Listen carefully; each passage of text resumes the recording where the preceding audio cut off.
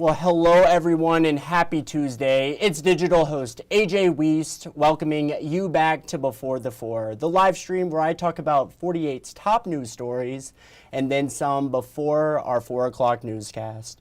Today, of course, I am joined with Miss Savannah Sapp. She has been covering the murder trial of Keith Sullivan all week. And today the judge declared a mistrial after the jury deadlocked for a second time. Today, of course, I'm joined with Savannah. Savannah, thank you so much for joining. First, talk a bit about everything that led up to the judge's decision earlier today. Well, AJ, I think it's important to note, first of all, that this trial has really been going on for about 2 years now.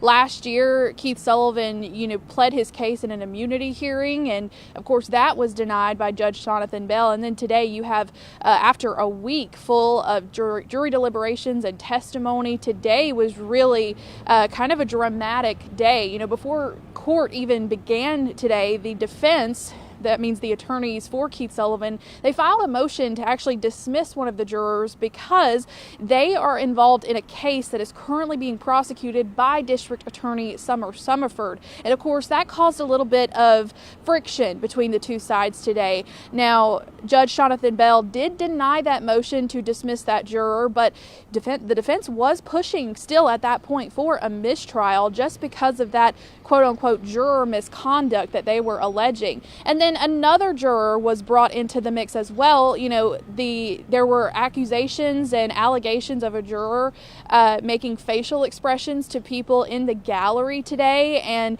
there was just a lot of confusion, a lot of mixed emotions. All the while, this family was waiting for a verdict. But finally, at about noon today, the jury came back and said they were deadlocked, and that's for a second time. They were deadlocked yesterday at around 4:30 before they went home. And so today they basically told the judge again that they could not make a decision, and ultimately that's when that ruling came down for a mistrial, AJ. Right. Certainly a lot has happened over the past 2 days in this trial. But Savannah, you spoke with Sullivan's defense team after the judge's decision earlier today. What are they saying? Well, AJ, one of the main things that attorney Nick Sparks, Thomas Kniff, and attorney Tom Woodall, a lot of the common things that they are claiming, of course, they're claiming that Keith Sullivan was justified in his actions, right, for shooting his neighbor, Gregory Bagwell. They talked extensively about the context of the incident the context surrounding that incident when Bagwell was shot in. Of course, they believe that their client is justified. Obviously, they are not very satisfied with today's ruling, right? You want a concrete verdict from a jury like this, and a mistrial just it leaves a lot to the imagination as to what's next. But they are firmly standing by the fact that they believe Keith Sullivan is innocent. And another thing that they've said all week, they do not believe that the prosecution here, the District Attorney Summer Summerford and Assistant District Attorney Matt Green, they do not believe that they proved Keith was unjustified. They, in fact, actually rested before calling any witnesses because they felt that the witnesses brought forth by the state really just did not prove that Keith Sullivan was unjustified in shooting his neighbor. And so that's kind of everything that all of the emotions that are going on with Sullivan's defense attorneys right now. Right. And Savannah, I got to ask, what is next for Sullivan and his team in this case? Well, again, AJ, and that's kind of up in the air right now. There's no tentative schedule for him, so to speak. Now, District Attorney Summer Summerford did indicate that she will be pushing for a new trial following this mistrial ruling. Judge Jonathan Bell set a tentative date for Sullivan's new trial for October, but there are a lot of things that could happen between now and then, motions for dismissal, new discovery, things of that nature, so we really don't know what would happen between now, we're in March, and October. But, tentatively, again, I say Sullivan's new trial, which would be a whole new jury, that is set for October of this year. And of course, we'll see what happens. We'll keep following and updating everyone on how that's going. Right. Certainly a lot left in the air, that is for sure. Well, Savannah, thank you so much. And now heading out to the Shoals, where the murder trial of Kevin Deloney remains ongoing. 48's Faith Delp is there in court again today, and we'll have the latest details coming up in our evening newscasts. But now let's turn over to 48 First Alert Chief Meteorologist Brad Travis with a look at what to expect weather-wise for the rest of the week. How's it looking today, Brad? Hey, we're looking at a chance for showers and storms Thursday and then again Saturday. Saturday's the main event, but want to make sure you're aware of this Thursday because we could see some hail, probably dime size or smaller, and some lightning, heavy rainfall, and some gusty winds. But the strongest storms are going to come in probably in two phases, and this may last all day Saturday. We're watching it closely.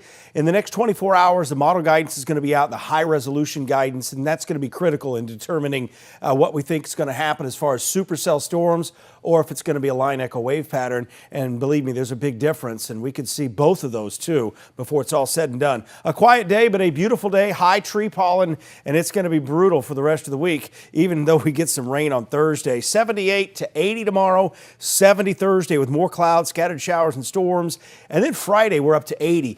It gets windy late Friday. Here's a look at your Thursday. The morning hours, the very early morning hours, probably uneventful, but you will notice the chance for showers and storms goes up after 8 o'clock in the morning. And some of these, they'll pack a punch. They're going to be elevated in nature at first with some lightning, heavy rain, and small hail. And then as we get later into the day and we start warming up, we may see what we call the surface-based thunderstorms, which will be stronger. Can't rule out a few isolated severe thunderstorm warnings.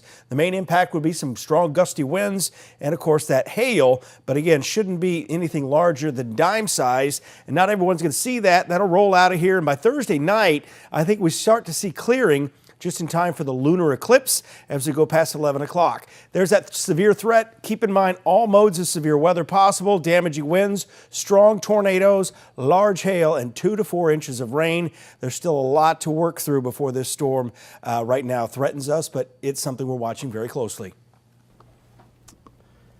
And now in Hanceville, last night the City Council met to discuss the future of its police department.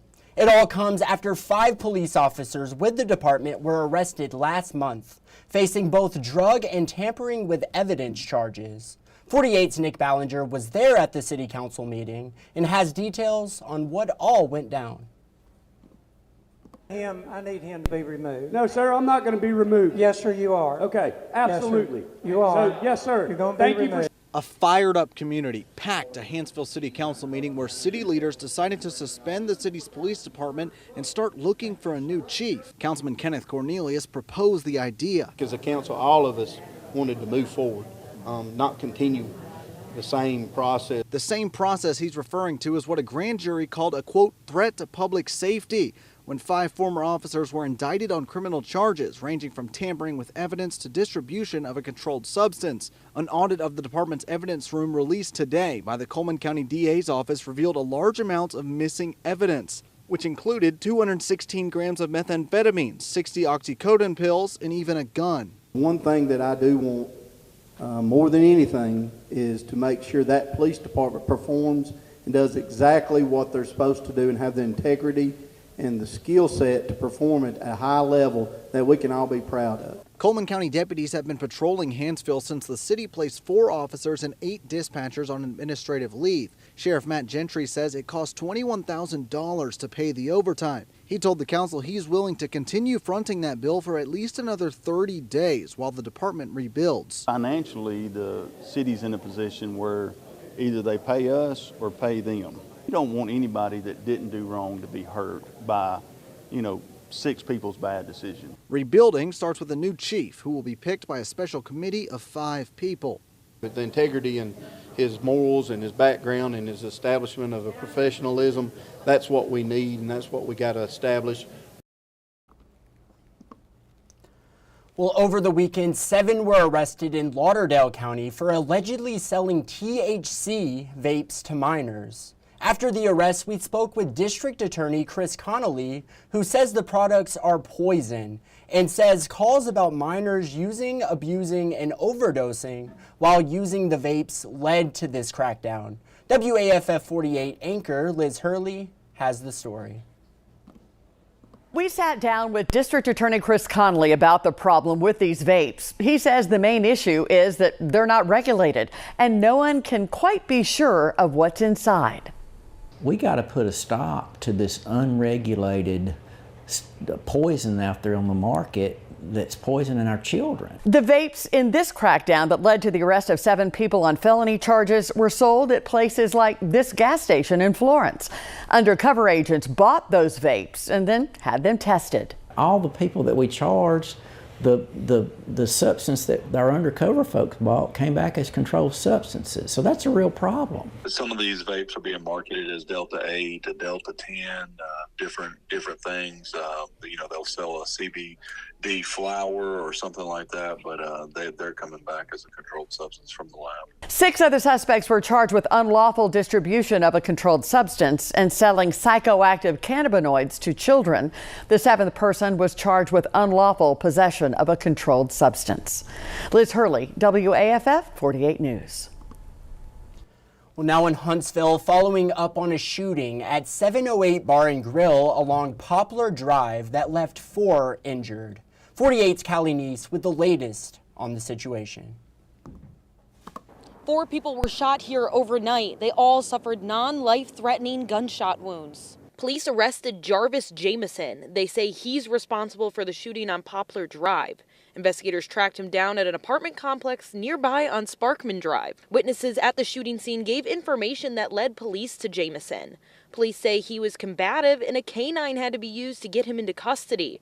Officials say while receiving medical treatment for the dog bite, Jamison spat on an officer. Torrance Holden has lived in North Huntsville for many years. He's fed up with crime and says changes need to be made in his neighborhood. But I heard it woke me up out of my sleep. I feel if the police would put more effort in coming out here and supporting the people that's trying to live and make it the honest way, I believe the world will be a whole lot better.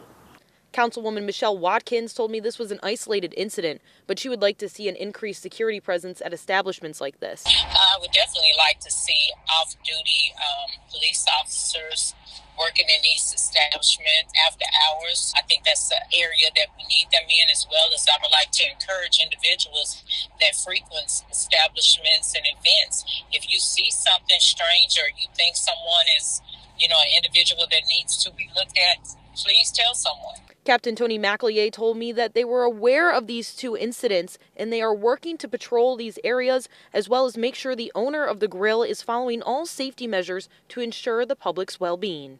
Jamison has now been charged with 4 counts of aggravated assault, assault with a bodily fluid, harassment, and resisting arrest. He now sits in the Madison County Jail on a bond of over $120,000. Reporting in Huntsville, Callie Neese, 48 News, on your side.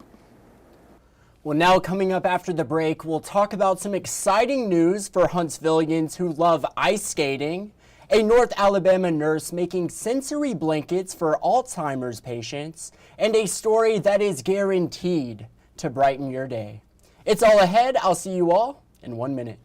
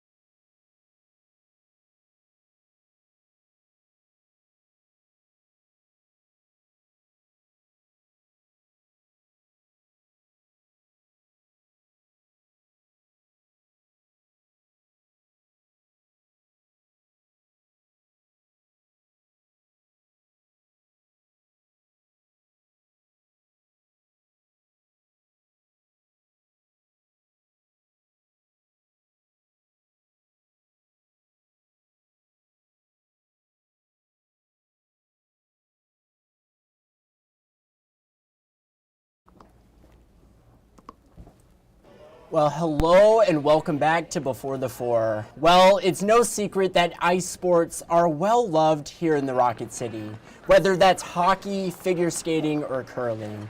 And for those who enjoy hitting the ice, a large expansion is in the works for the Huntsville Ice Sports Center. City Administrator John Hamilton told 48's Claudia Peppenhorst that things can get a little crowded at the center with all the clubs and practices, especially in the afternoons. So an expansion was a necessity. The expansion will essentially double the size of the Ice Sports Center, bringing in 2 additional sheets of ice to the already existing 2. It will also include additional locker rooms and concession stands. Hamilton says the popularity of ice sports combined with the current size of the Ice Sports Center is making for some late nights for some athletes. Take a listen. The reality is there are some of those leagues, some of the adult leagues are having to play hockey late at night just because that's the only time they can get on the ice because we just don't have enough ice for all of the potential users. So they've been extremely excited about being able to schedule more competition, more practices, more public uses, and in some cases doing it at a more normal time of day. Well, now take a look at this. A North Alabama nurse at Huntsville Hospital is helping those suffering with Alzheimer's by making sensory blankets. 48 Sarah Grace Kennedy has this incredibly sweet story. That is in memory of my dad, Bobby Callahan. That's why I do what I'm doing, and to help people. Tammy Bear lost her father to Alzheimer's back in 2022 and says she wanted to honor his memory by helping others. Bear tells me her sensory blankets are designed to provide comfort to patients. They may have an IV or an oxygen tubing, and so they fidget with that, so we don't want that. So we introduce the blanket, and so that keeps them occupied and lets them fidget with something other than those things that you don't want them to fidget with. After Bear is finished with the blanket, she often personally hands the blankets to patients and teaches them how to use it. You see the decrease in anxiety on their face and they smile, and you can see how much it impacts that patient just by their emotions that they have. Sometimes they even cry. Bear says that the patients will often grow attached to their blankets. So there was a person that had a blanket, and then in transport it was misplaced. And so that was the one thing that they did not want to lose because he was so attached to the blanket. So I asked, what did it look like? And they told me, and so I made one exactly like what they had described and brought it to them. Bear says she's hoping she's making her father proud by the difference she's making. I saw what Bobby went through, and know that Alzheimer's is just a terrible disease. To see the look on these patients' faces and to see how they respond and react, I've never seen anything like it, and that's what it is. It helps people, and that's what we're here to do. So sweet.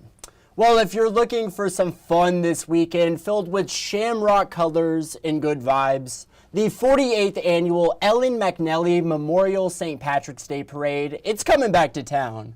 That is, of course, if the weather holds up. Fingers crossed, and I'm definitely rooting for that to happen.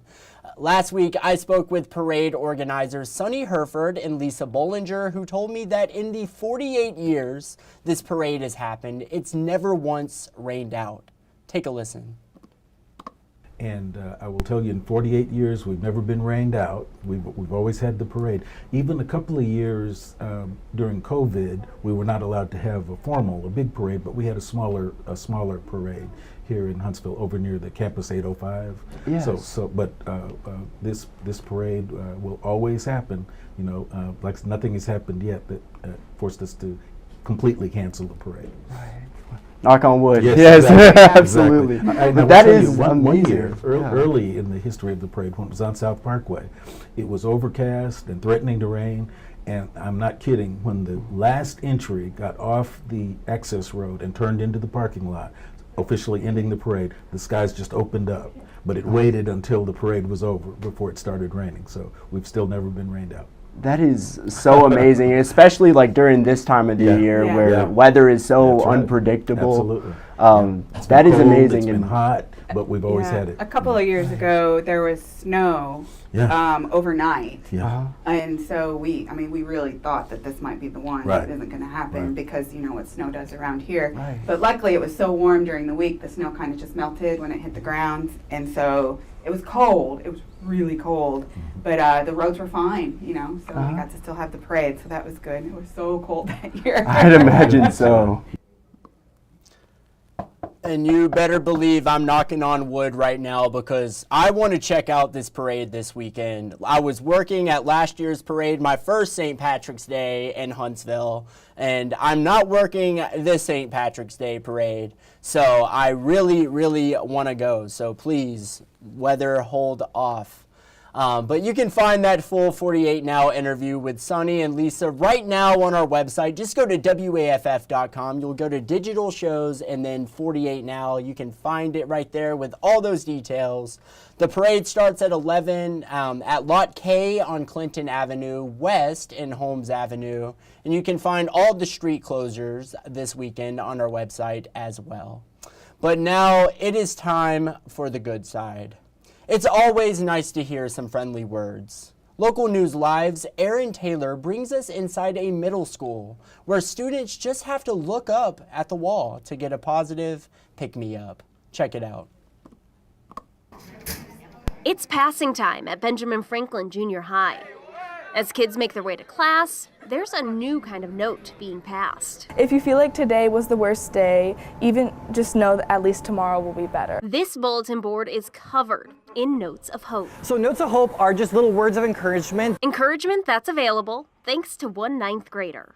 It's a project I wanted to start at my school in order to just bring more positivity and help show people that they're not alone. Nora's vision brought to life thanks to weeks of work. We met weekly to plan, organize, and discuss how are we going to get it from an idea to something real. And step by step, being able to see the progress, both just physically with the board and then also just seeing the way people have reacted to it has just really shown that it makes a difference. One of those steps, asking students and staff for their own words of hope.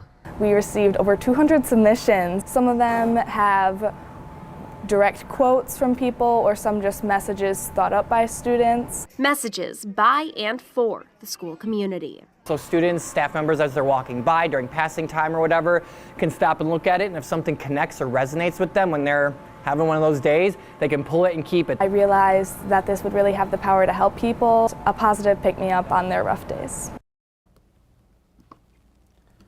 Gotta love a good positive pick-me-up, that is for sure. Awesome story there. And now let's head into the stories you're just not gonna wanna miss coming up in our evening newscast. Following up on the 6 men who were arrested yesterday in Morgan County in an anti-human trafficking operation, 48's Callie Neese will be speaking with Mike Swafford with the Sheriff's Office on that. Huntsville Police holding a public listening session tonight. Get those details. And finally, one Tennessee Valley school banning all cell phones in the school. Find out where coming up, and these are just a few of the stories you're just not going to want to miss coming up in our evening newscast. And I think that's just about that time, and it is, of course, time for Facebook Fun. We are continuing on y'all's responses to yesterday's 48 Facebook question of the day. What is your favorite restaurant in the Tennessee Valley? And you all had such awesome responses and so many awesome responses. We were like, we're bringing it back a second day. So we are going to go through some more of my favorite responses that I saw today. And let's see what you all had to say. Jenny said, we love Big Ed's. That is a very popular comment. I saw that comment quite a few times actually when looking through all of y'all's responses, and I am going to have to try Big Ed's out. I have not had Big Ed's, but after reading your comment, Jenny, and seeing all the other comments, I have to try it now. It's just, I got to do it. I just got to. Jenny, thank you so much for commenting. Ann said El Patron and 43 Grill in Russellville. I have not been to Russellville quite yet, but I would love to check it out. I think that's going to be the next North Alabama town I visit, Russellville, and I am going to El Patron and 43 Grill. That is 100% true. It's going to happen. And thank you so much. Patsy, G's Country Kitchen, Oakwood Avenue, Huntsville, the absolute best. Patsy, that's actually not too far from me at all. I'm going to have to try this place out. Thank you. I love a good country kitchen, that is for sure. I know yesterday someone said Mildred's in Ardmore. That is a fantastic buffet, Southern style buffet, fried okra, fried chicken, all that yummy stuff. So if G's Country Kitchen is anything like that, you better believe I'm going to be sitting in there. That is for sure. Patsy, thank you. William said Rosie's on South Parkway. Now, that was one of the first restaurants I stopped at here in the Tennessee Valley, and I got to say it is some good stuff. Awesome comment there, William. Thank you so much for commenting. And then let's see, Joshua. He said Wildflower Cafe in Mentone. I am going to have to try that. I have been to Mentone, but have not tried out the Wildflower Cafe. So I am getting some awesome restaurant recommendations with this 48 Facebook question. That is for sure. Awesome comments there, and it really it's across the Tennessee Valley. We had a few Shoals comments in there. We had some Sand Mountain places in there, and we had some Huntsville places. So I am going to be road tripping and trying out all these awesome restaurants. That is for sure. Well, thank you all for commenting on yesterday's 48 Facebook question of the day. Greatly appreciated. I see we have a comment on Facebook right now, right here on the Before the Four stream. Jesse said, hey, Brad. Yes, I will tell Brad you said hi, Jesse. Thank you so much for commenting. It always makes my day seeing what you all comment. But that is just about it for today's Before the Four. Thank you all for sticking around and spending a bit of your Tuesday afternoon here. Whatever you're doing tonight, make sure you have fun doing it. And have a great time. If you haven't done so already, make sure you download the 48 digital app, the 48 First Alert Weather app, and the 48 Sport Zone app. Turn on those push notifications and you will never miss a breaking news story. With that said, that is just about it. But of course, as always, thank you so much for watching, and you all have a good night.